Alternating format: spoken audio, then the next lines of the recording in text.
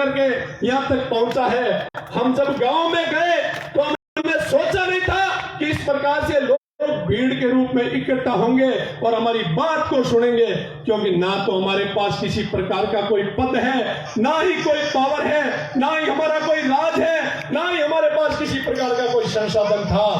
उसके बावजूद भी इस भीड़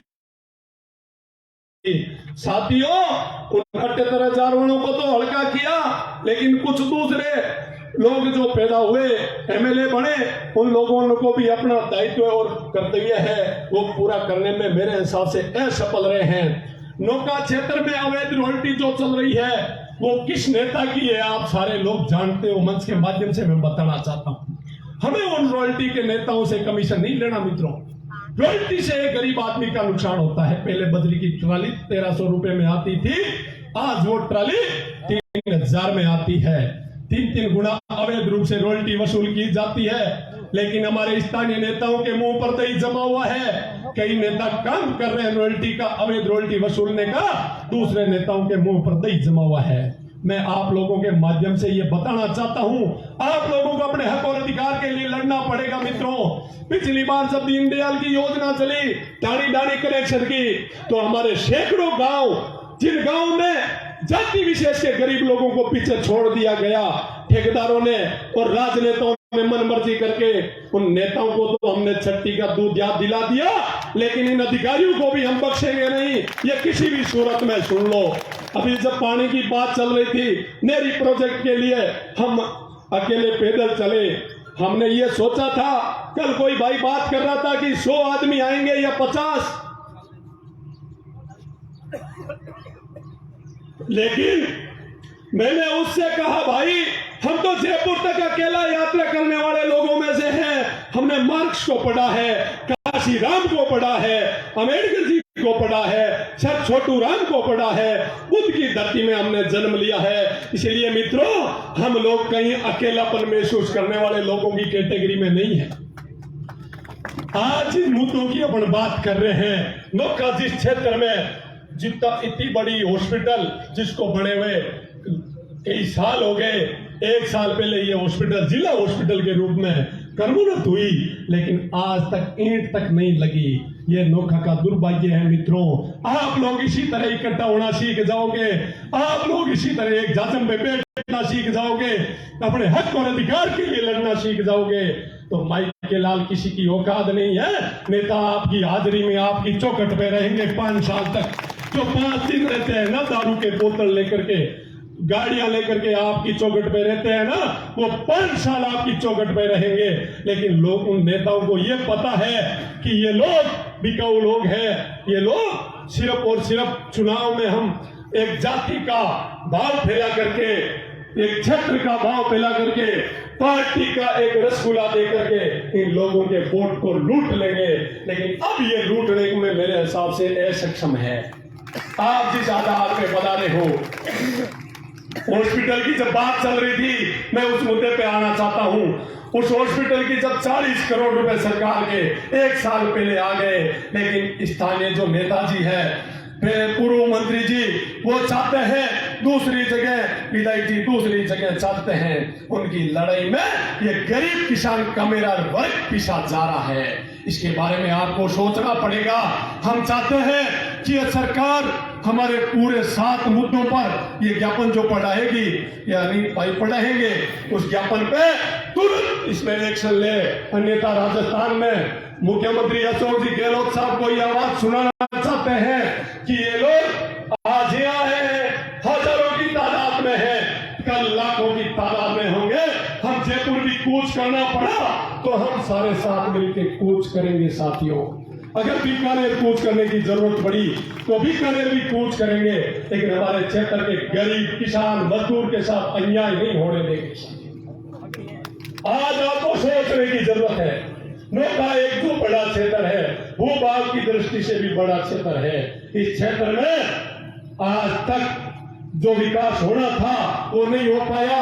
अगर निजी स्कूलों की बात करें तो भयंकर रूप से, आज भी निजी हॉस्पिटलों की बात करें, भयंकर रूप से भ्रष्टाचार है, क्योंकि सरकारी स्कूलों में पद रिक्त है और पदरिक्त होने की वजह से ये हालात पैदा हो रहे हैं। आज भी हालात स्कूलों के बड़े खराब है, हॉस्पिटलों के खराब है। मैं चाहता हूं कि जसरासर और पांचू जैसे बड़े कस्बों में महाविद्यालय क्यों नहीं बने, किस नेताओं की वजह से नहीं बने, आप लोगों को समझाने की जरूरत है। बाबा साहब अम्बेडकर ने कहा था, मैं आपको वो ताकत देके जा रहा हूं, वोट की ताकत, जिस ताकत से हजारों लोगों का इलाज हो सकता है। बाबा साहब ने कहा था, रानी के पेट से जो बच्चा पैदा होकर राजा बनता था, वो व्यवस्था को मैं खत्म करके जा रहा हूं, लेकिन आपके मत से जो राजा बनेगा वो आप बनाने की परिस्थिति में सोच लेना। लेकिन देश की 70 साल की आजादी के बाद हमें ये भय बताया गया, वो जातियां खराब है, वो लोग खराब है, वो लोग आपका शोषण करेंगे। मित्रों, हम लोगों ने गहराई से देखा है, परखा है, समझा है, सुना है, लेकिन आज जो परिस्थितियां हैं, समय है, वो अलग है।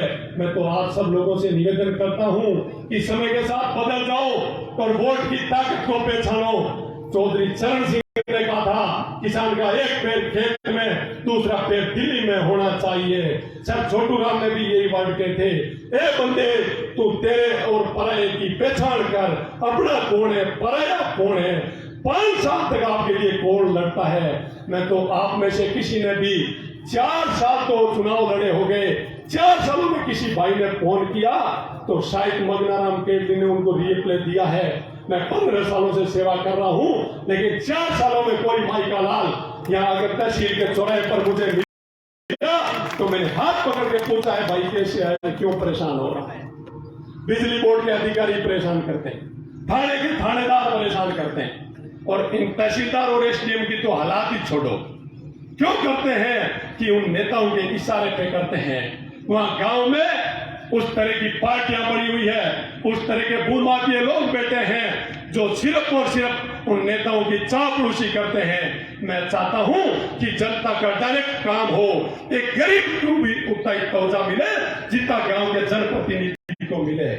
मैं चाहता हूं मित्रों, हर समय पर आपको समझना पड़ेगा, सोचना पड़ेगा, और इस जिस तादाद में आप पधारे, मैं तो आप जैसे लोगों को देख करके, अब पहले जिस चुनाव लड़ा हमने, उस समय लोग ये कहते थे कि मगनाराम अभी बच्चा है, ब्लैक कलर का सिर है, लेकिन आज देख करके मैं खुश हूं कि यह सफेद पगड़ी के लोग भी हैं और दूसरी पगड़ी के लोग भी हैं, सारी वेशभूषा के लोग मुझे दिखाई दे रहे हैं, छत्तीस बिरादरी के लोग बैठे हैं, हजारों की तादाद में बैठे हैं।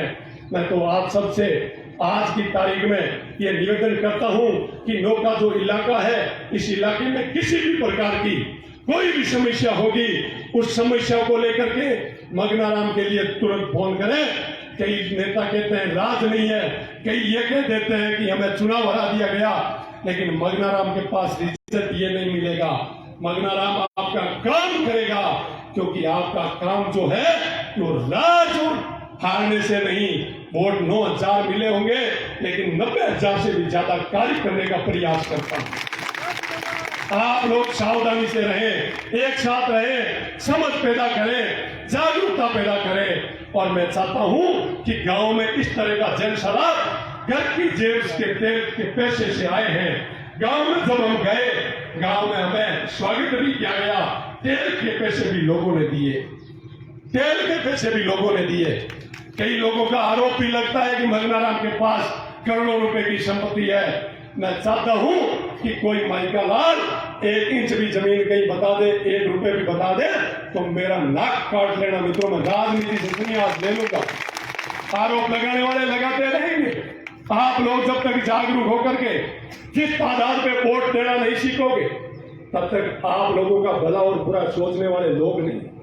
हमें पता है, मेरे पिताजी मजदूर क्लास है, मैं मजदूरी हमने की है, हमने देखी है गरीबी क्या होती है।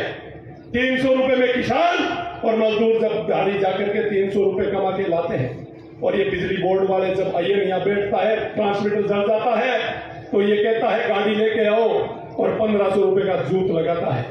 इन अधिकारियों ने बिल फर्जी उठा करके जो बिल खाए हैं, 15 सालों में खाए हैं, वो निकला दूंगा अगर इस तरह भीड़ आई तो। मैंने कभी सोचा नहीं था, हमेशा अकेला महसूस करता था फिर भी इनको हम जब पास में जाके खड़े होते थे तो चट्टी का दूध याद आता था। आज तो हमारे साथ हजारों की तादाद में भीड़ है। आप लोग हो, बुजुर्गों का आशीर्वाद है, आप गार्जियनों का आशीर्वाद है। हम जब एसडीएम को कोई काम के लिए निवेदन करते हैं तो 6-6 महीने तक लगा देते हैं समय। मैं चाहता हूं कि एसडीएम साहब इस मंच से सुन ले कि इन किसानों की, गरीबों की बातें, बिजली बोर्ड का एक्शन कहां है वो भी कान खोल के सुन ले। जिन गांव में दीनदयाल के आपने डिमांड के पैसे लिए हैं उन गांव में अगर कनेक्शन नहीं किए तो आपकी नौकरी करना औखा हो जाएगा। ये नौकर है, नौकर को नौकर की हैसियत से बदलाना पड़ेगा। आप लोगों में ये समझ पैदा होनी चाहिए। मैं चाहता हूं कि अभी जिस हिसाब से जो माहौल बना हुआ है उस माहौल में अपने जो नेता है, मैं चाहता हूं जिस माहौल में अपने नोखा के जो नेता बने हैं, घूम रहे हैं, उन जनप्रतिनिधियों ने आज तक 2 साल तक इस रॉयल्टी को लूटते हुए लोगों को हो गए। लेकिन हमारे ना तो पक्ष के लोग बोले, ना विपक्ष के लोग बोले, और ना ही अगर मंगनाराम केडली या 5,000 की भीड़ इकट्ठी करके रॉयल्टी के बारे में बोल सकता है तो जो 86,000 लेके गए वो रॉयल्टी के बारे में क्यों नहीं बोल रहे हैं। एसडीएम साहब, इन गरीबों को हम लूटने नहीं देंगे, किसानों को हम लूटने नहीं देंगे। ये रॉयल्टी की व्यवस्था ये अधिकारी जाकर के खुद सुधारे। अगर रॉयल्टी के 3 रुपए प्रति क्विंटल है या 7 रुपए प्रति क्विंटल जो भी राशि है वही वसूल करे। अवैध वसूली का काम अगर आपने किया तो हम बख्शने वाले नहीं है। मीडिया के माध्यम से आपको अवगत करवा देना चाहते हैं कि साथियों, उन नेताओं से हम नफरत करते हैं जो नेता गरीब के हक की हुकुम की बात नहीं करते। आज हम राजनीति करने के लिए नहीं आए। शिक्षा की बात हम जब कर रहे थे तो लोकाउट क्षेत्र में मात्र 2 विद्यालय हैं, उनमें भी पूरी स्कूलें खाली, संकाय पूरे खाली पड़े हैं, टीचर नहीं है और कई संकाय भी खाली है। मैं चाहता हूं कि सारी व्यवस्था को लेकर के भाई अनिल गर्ग अभी ज्ञापन प्रस्तुत करेंगे और आपके सामने हमने कई बातें जो गलत भी रखी उनके लिए माफ करना। लेकिन आप जिस सैलाब के साथ उमड़े हो, मैं चाहता हूं अपन पहले ज्ञापन सुनेंगे, ज्ञापन के बाद मेडिकल सर्किल चलेंगे और सर्किल से वापस इस रास्ते से आएंगे और इस तहसील के उपखंड कार्यालय और उपखंड अधिकारी को हमारे प्रतिनिधि जो मंच में विराजमान है वो हमारे साथ जिला परिषद सदस्य है गेवर जी नागौर से भी पधारे, इनका भी धन्यवाद ज्ञापित करता हूँ। और अगली कड़ी में आप सब लोगों को अगर 4 घंटे से बैठे हो तो 10 मिनट आपको और बैठना है, उनके बाद अम्बेडकर सर्किल चलना है, उनके बाद वापस यहाँ आना है और एसडीएम को ज्ञापन देना है और ज्ञापन दे करके अपने को वापस यहाँ धरना समाप्त करना है। और आप जिन मांगों को लेके आए हो, हम कल मंडेलिया गए, उस स्कूल के पास में एकदम 500 मीटर दूर क्रेशर लगे हुए हैं। अधिकारी सब हफ्ता वसूली खाते हैं। इन हफ्ता वसूली अधिकारियों से वो हफ्ता वसूली भी बंद करवा देंगे और आपका काम भी होगा। इतने दिन ये अधिकारी सोचते थे मंगनाराम मजबूती के साथ नहीं लड़ता होगा, लेकिन आज की तारीख में हम चाहते हैं कि आप जिस गंभीरता पूर्वक सुन रहे हो आप 15-20 मिनट और सुने, पूरा ज्ञापन गहराई से सुने, बीच में कोई उठे भी नहीं। और इस सुन करके इस ज्ञापन के साथ अपन चलेंगे सारे नारेबाजी करते हुए अम्बेडकर सर्किल और सर्किल से वापस इस उपखंड कार्यालय तक वापस आएंगे और उपखंड अधिकारी को ये ज्ञापन देंगे और उपखंड अधिकारी क्या कार्रवाई करता है